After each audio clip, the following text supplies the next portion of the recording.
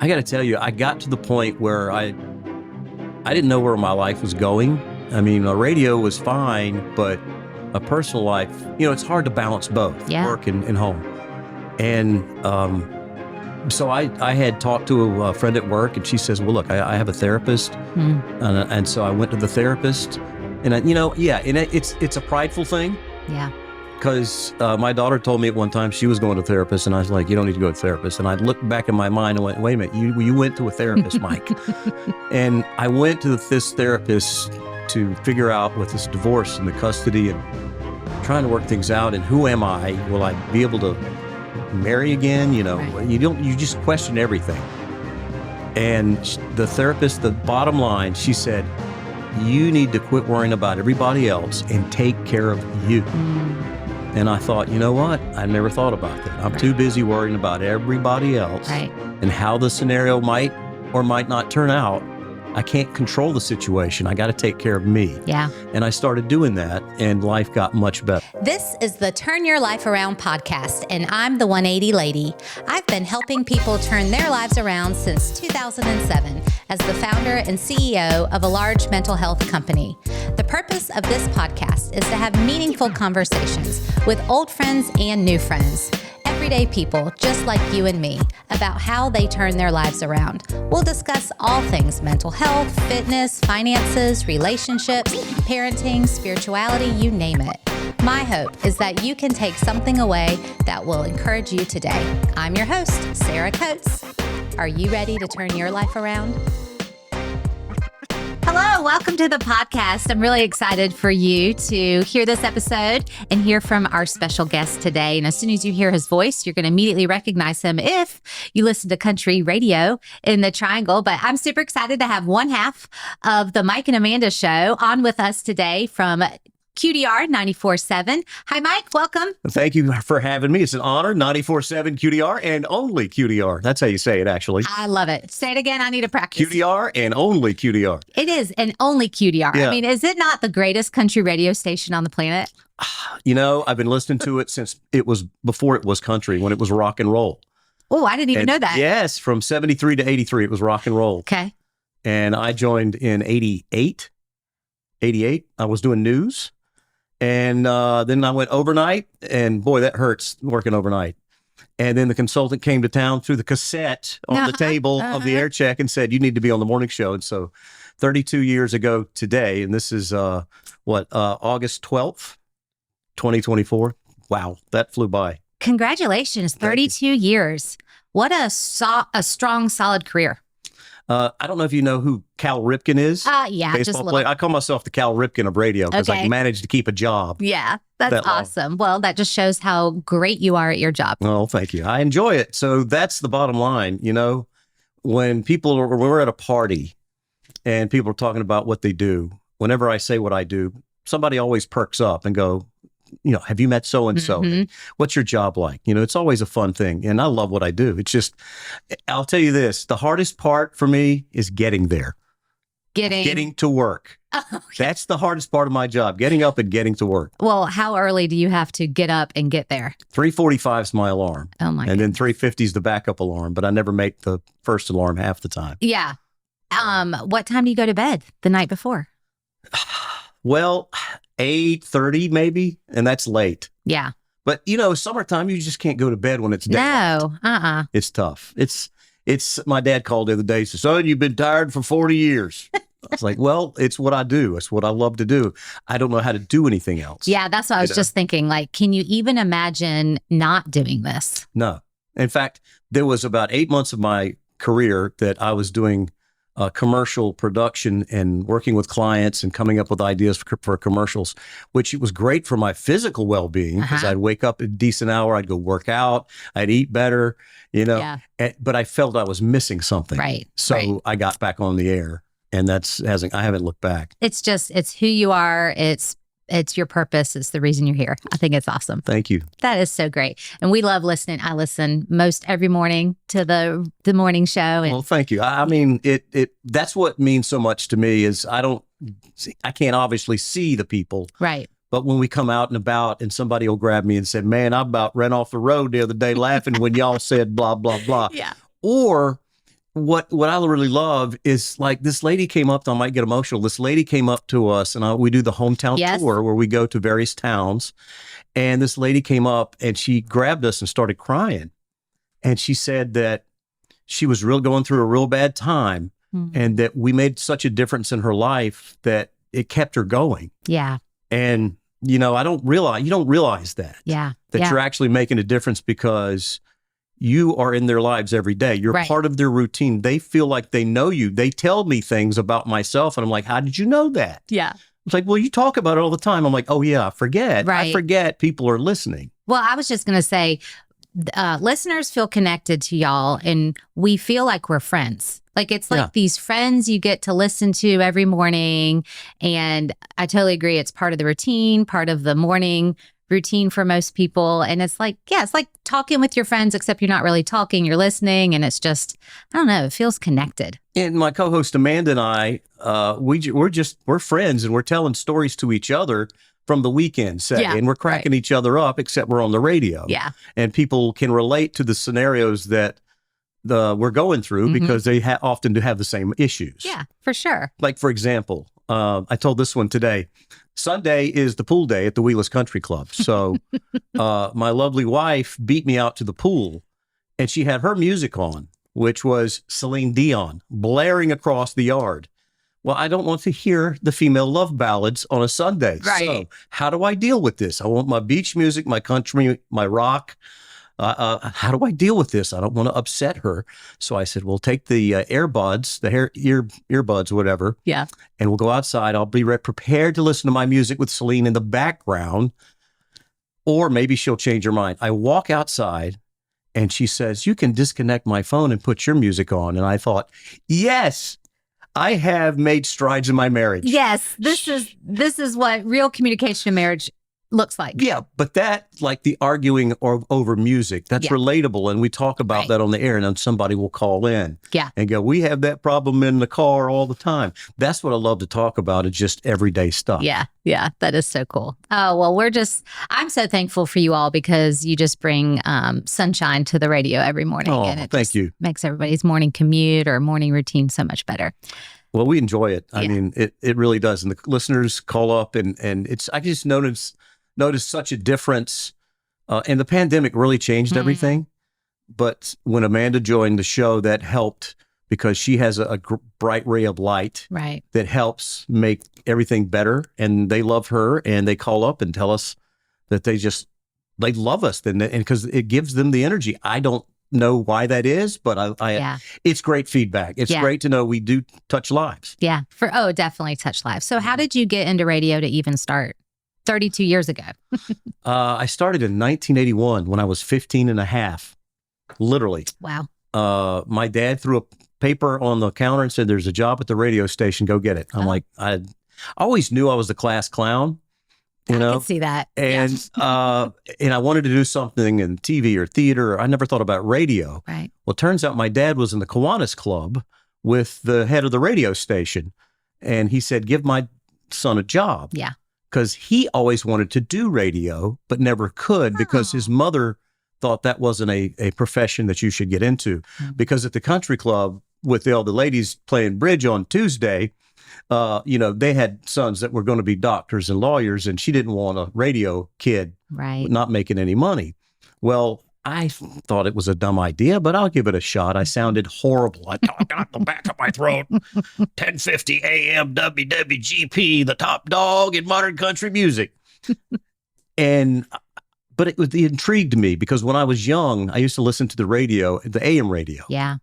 And you could hear these guys in New York and in Indiana and Ohio, across the country, and they painted pictures with words.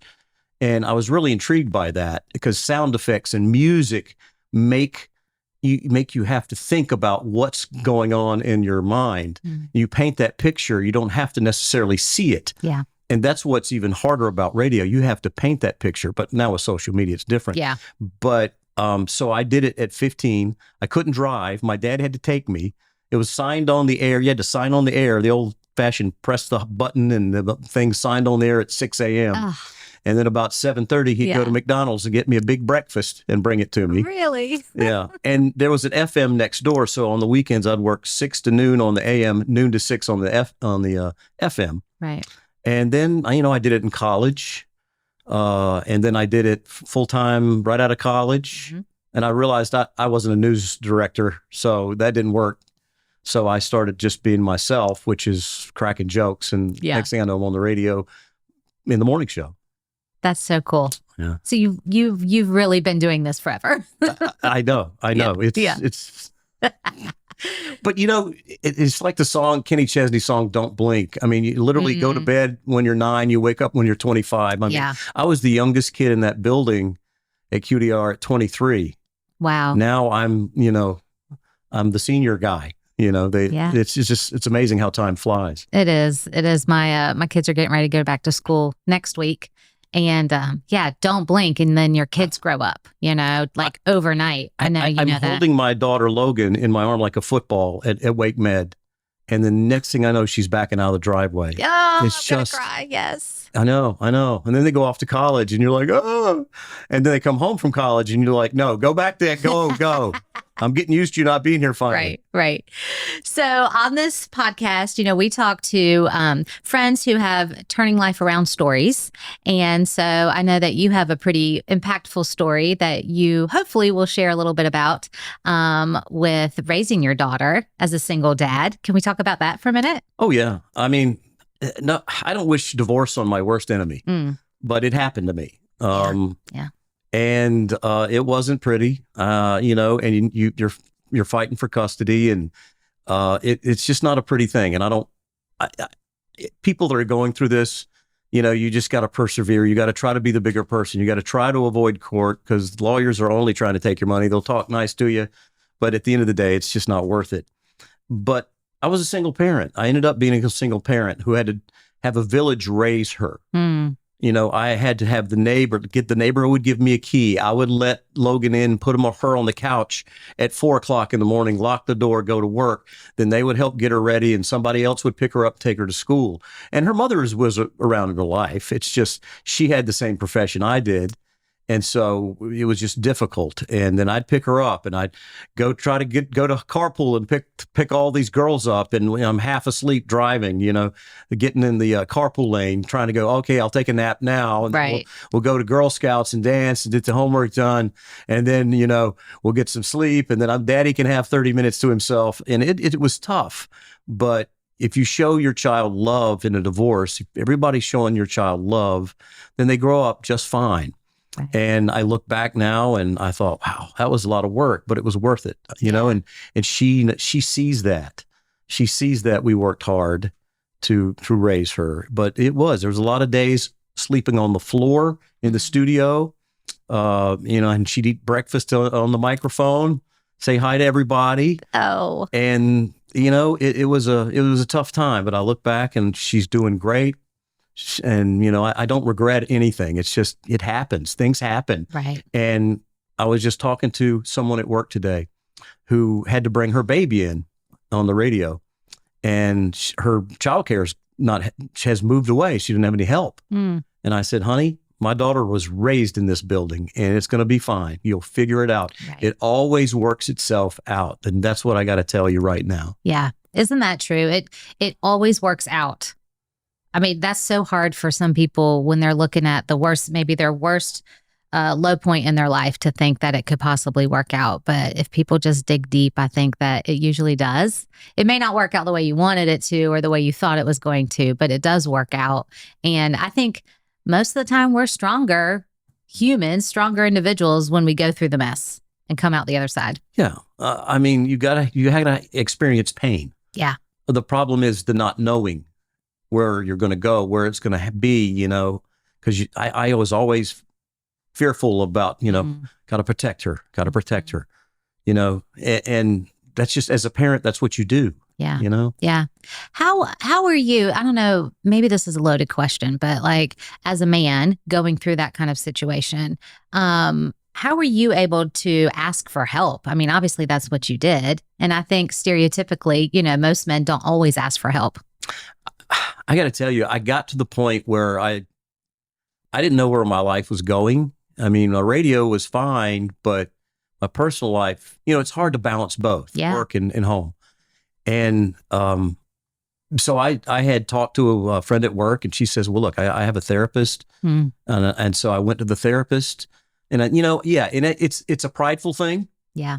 Because my daughter told me at one time she was going to a therapist, and I was like, you don't need to go to a therapist. And I looked back in my mind and went, wait a minute, you went to a therapist, Mike. And I went to this therapist to figure out with this divorce and the custody and trying to work things out. And who am I? Will I be able to marry again? Right. You just question everything.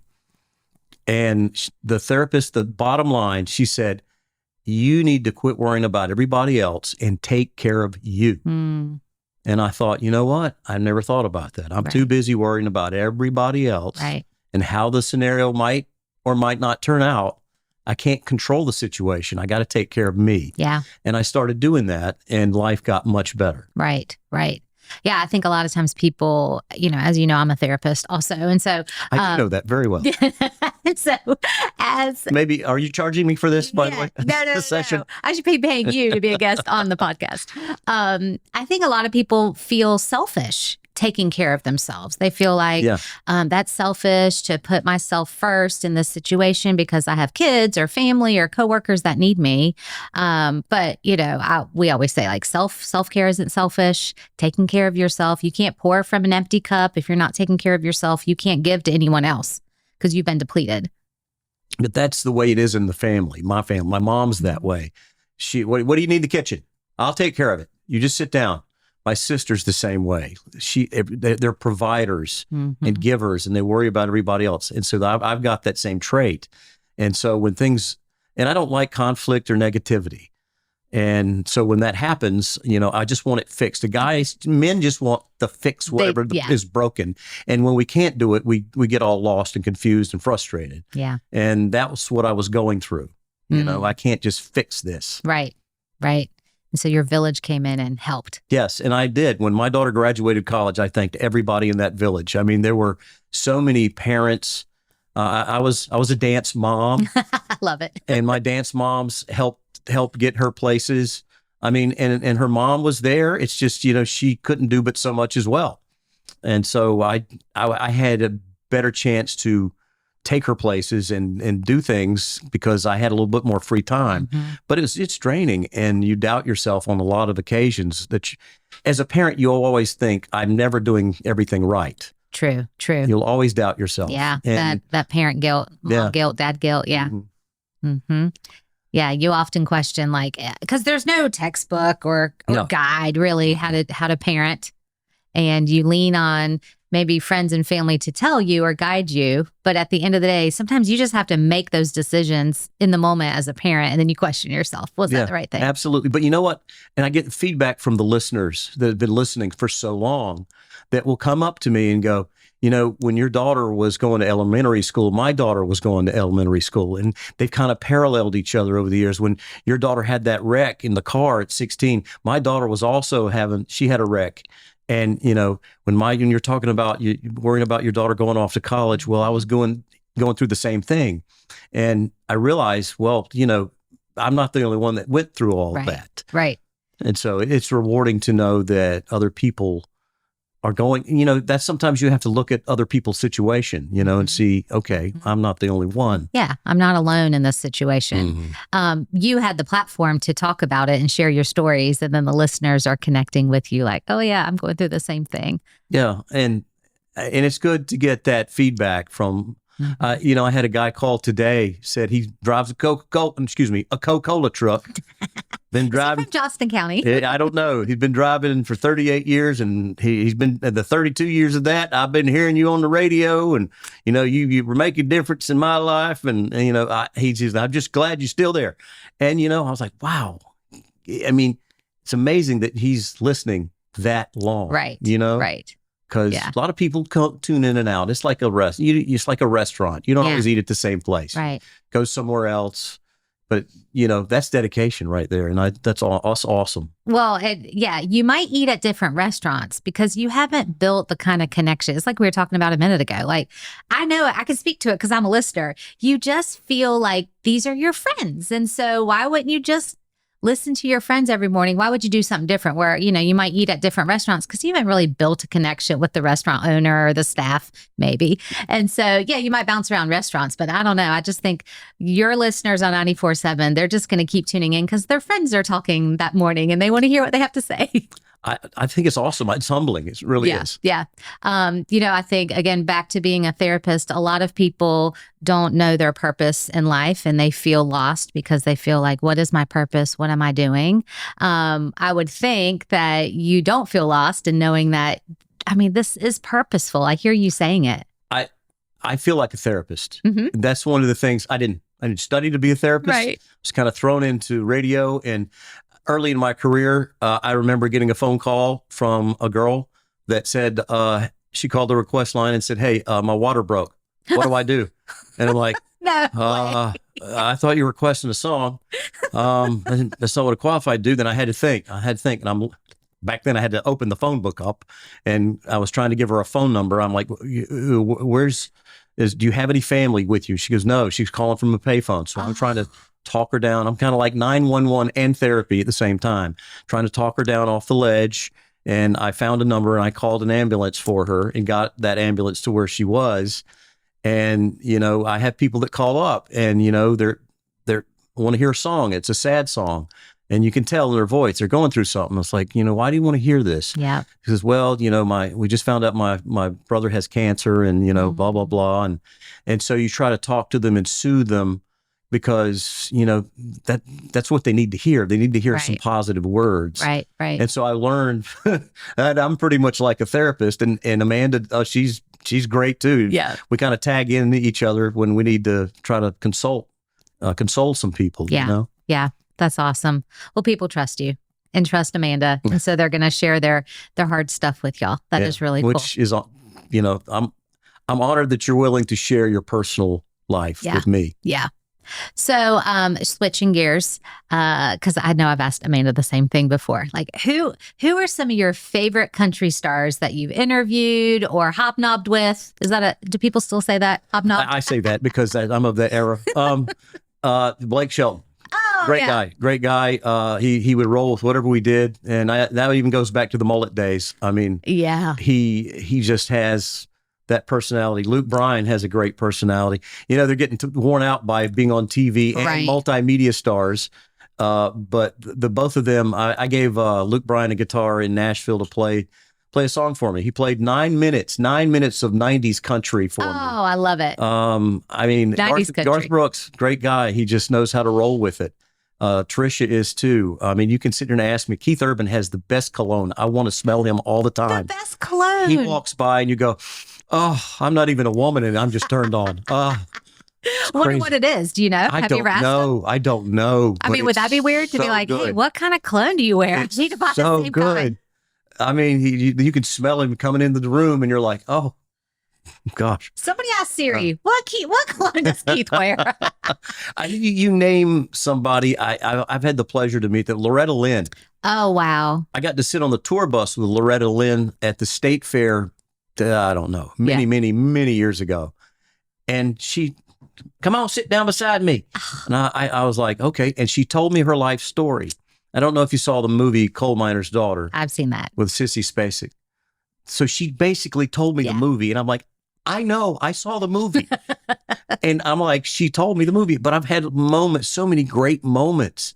Alison Krauss, Union Station. Wow. Okay, I had a bunch of interviews in Nashville, and it was pouring down rain, and only person that could go to meet them at their label was me, and I'm driving in the pouring rain. I get there, and there is all these Grammy Award-winning singers standing in a circle, and I'm trying to talk to them and ask them questions, and they just give one-word answers. And it was a terrible interview, and I'm packing up, and I'm like, this is terrible. And I'm walking away, and Alison Krauss herself came running to me and said, Mike, I'm sorry, we suck. I'm sorry. I just want to apologize. And, she goes, that's the way we are. We're just musicians. Yeah. And I'm like, wow, she took the time to stop me to tell me we suck. That's funny. That's all. Saying a prayer with Thomas Rhett and his wife and their band before the show. Oh my. It was goosebumps still to this day. I mean, That's incredible. So many incredible stories that, I mean, we'd be here until next year. Yeah. I'm just so honored that I've had so much to do. And Thomas is, getting back to that, one of the nicest interviews and nice people to hobnob with. Right. Yeah.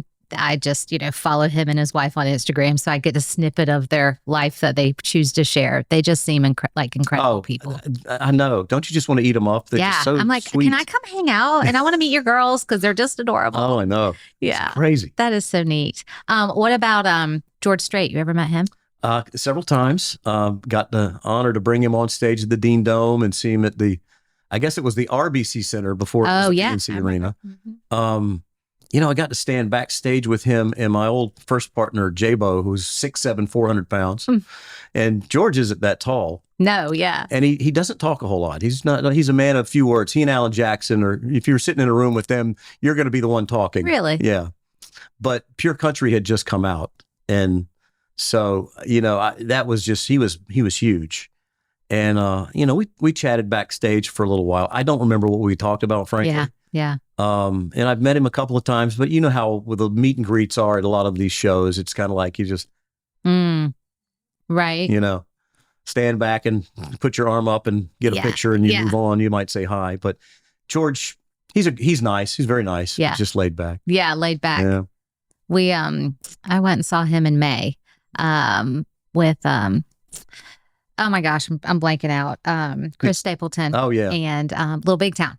And oh my gosh, just watching George perform, I'm like, he's so cool. I mean, he's just so cool. He's got 1,000 songs, Oh and my he'll play 2 here, and then he'll move and look over here at this audience over there. Oh, he's so cute. Yeah. I just love him. And he's just good old traditional country. Yeah. Those tight jeans and Yeah. Have you ever met Little Big Town? Many times. Yeah. Great. I call them the Beach Boys of country music because they're the harmonizing machine. Yeah.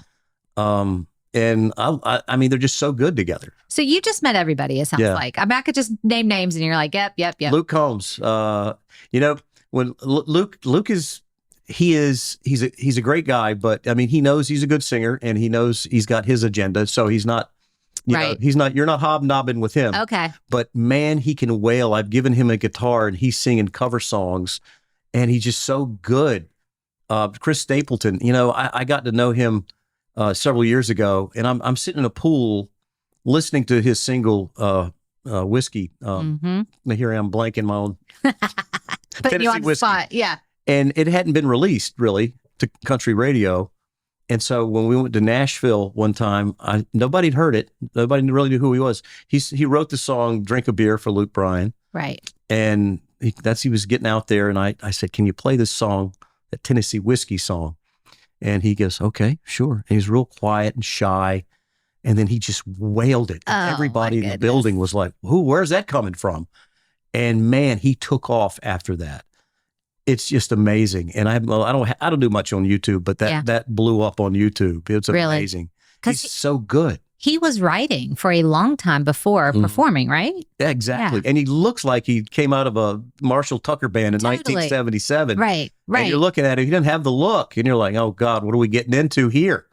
And he's so incredible. Yeah. I love his music. Yeah, I do too. We love Chris Stapleton. I loved the concert in May that we went to. It's one to remember, I'm sure. Yeah.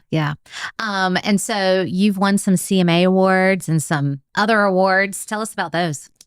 Yeah, there's the CMA Country Music Association, and we won in 2013 for the morning show, large market, and we got to go sit and watch the show, the CMA Awards, live. Wow. With the stars. That's so cool. They're taking us down. And I'm like, that's Rascal Flatts beside us. Lady A is beside them. Oh my gosh. Taylor Swift is on the front row. I mean, it was amazing. It was amazing. And there's 2 stages. And so they toggle back and forth. And in 2017, we won an ACM award for the morning show. That's Academy of Country Music. And that was in Vegas. Oh, wow. And so, that was incredible. It's such an honor. And then in 2019, We won again for the CMA. And, it's nice to have the hardware and be recognized, which is great. But at the end of the day, I love what I do. Yeah. And even if I never won an award, Right. I just love what I do, and it's fun. And, I always have great stories to share, and that's what's important. But Yeah. I got a couple of pieces of hardware in the Just house. a few. Yeah. That's awesome. Where do you hang them or display them? Well, in lieu of the stereo system I wanted in the grand room, we had to get a wall thing. Oh, my. So they're up there with all the little pictures and, that type of thing. That's so cool. Wow. Congratulations on Thank those. you. Appreciate I'm it. sure there will be much more success to come. Well, I'm not quitting anytime soon. Nope. No. Nope. Mm-mm. Going to do this until, I don't know. I mean, you could be on the radio till you're like 80 or 90. I mean, right? As long as the voice holds That's up. right. Yeah, I'll be there a while. No That problem. is so good. If you would say anything, to your younger self, any kind of encouragement that you could give to any young people listening right now that maybe want to get into radio or don't even know what they want to do, what would you say to them? That I didn't know what I wanted to do. Yeah. I had no idea. In fact, most people are influenced by their parents and they're pushed in a direction, Right. play soccer, Yeah. go be a doctor. Well, my parents said, do what you want to do in life. Well, I didn't know what I wanted Yeah. to do. I kind of needed somebody to shove me in a direction in a kind of a way my father did, Yeah. unbeknownst to me. But, my advice is don't freak out when you get out of college. I didn't have a job out of college. Yeah. I wasn't freaking out. I got a part-time job. And then next thing I know, I'm working part-time radio because I did it in high school, as we know. Yeah. And then I'm working at a yogurt shop with a bunch of teen girls. But things That fall was into preparing you for your dance mom era. maybe so. Well, my advice is don't panic. Don't worry. Just just have some kind of plan. You need some kind of plan. Yeah. And then you'll figure it out along the way. Yep. And then once you find that interest, then you'll start, honing in on that more often. And next thing you know, boom, you're successful. Yeah. That's awesome. Great advice. I know there's a lot of young people going back to school this week and next week in the Triangle and Johnston County. And, I hear it a lot of times from teenagers. They're like, I don't know what to do. I mean, I don't know what I want to do after high school. I guess I'll go to college. I guess I'll go work, but I'm not really sure. And Well, nobody does. Nobody knows what their purpose in life is. Yep. Unless you were raised in a profession, in a family profession, Right. like a farm or whatever it is. right. You don't know what you want to do. I didn't know what I want to do. My mom looked at me when I said I was going to do radio, and she goes, you want to be lazy like your father. Oh, wow. Joking that, he didn't want to, he was a banker. Yeah. And, he was done for the weekend. When I get done, I'm planning the next day's show. Yeah. There's always worrying about something about the show. Well, that would be a good bit. And a comedy clip here, and that would be funny. You never stops. Yeah. You're always The thinking wheels about are it. always turning. That's the only thing I wish I could have some time off. Like my Right. father, he'd get home. And we were talking before this podcast. You can't ever shut it down. Mm-mm. You can't these days. You're always hooked to the email, to the text messages. Oh, I love a group text message from work on a Sunday. Ping, ping, ping, ping, ping. Especially Amanda. That's all I get. Ping, ping, ping, ping. Then calls me. I can't respond to the first one. You're like, I'm still reading them. Why are you calling? Oh, she's a trip. Okay. And then a piece of advice for anyone who might be going through a divorce. I mean, you shared a little bit earlier some advice, but someone who's really struggling through that, what would you say to them? You're going to make it through. Yeah. And you're going to be just fine. So put panic aside, put worry aside. A lot of us will say, turn that worry over to God. Yeah. And don't let it bother you. You can't let it eat you up. Yeah. Because I know it happened to me. Mm. I'm telling you, because I know for a fact. I let it eat me up, Mm. and I worry about things that may or may not happen all the time during that period.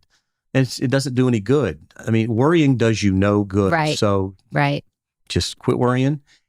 You're going to come out on the other side. It just takes time. And the problem is no one has the time for, waiting. Right. The waiting is the hardest part, Tom Petty. Yeah. That's so true. Yes. Time. It just takes time. You just have to go through Everything, it. time heals all wounds. It's Yeah. so true. It's so true. But the problem is most of us want something yesterday. Come on, Yep, come on, come on. yep, yep. That's my mantra. Come on, come on, come on. Let's go. And you can't rush anything. Yeah. Yeah. And that's something I would also tell younger me. You can't rush anything. Take your time, count to 10, breathe, back up, and then make a decision. Yeah. That's great. Great advice. Thank you. See, you are a therapist. Well, I'm part-time in training. Maybe I can work for you. There you go. Hey, that'd be awesome. Boy, we'd get a lot of clients with that. Thanks so much for taking time after the show to pop over here and be on our podcast. Really appreciate it. I'm honored that you would take the time to do that. I mean, it does mean a lot to me, and I've thoroughly enjoyed it. Yeah, well, thank you so much. And thank you for listening. And if you love what you heard today, give us a 5-star review, like and follow the podcast, and keep tuning in for all of these great turning life around stories. Thanks for listening. Hi, everyone. I appreciate you taking time to listen. These days we live in feel stressful, challenging, and maybe even chaotic. I'm really passionate about putting out positive content that will encourage and inspire others. I ask that you like, follow, subscribe, and even give us a 5-star review. Most of all, share this with your friends and family so together we can help people turn their lives around.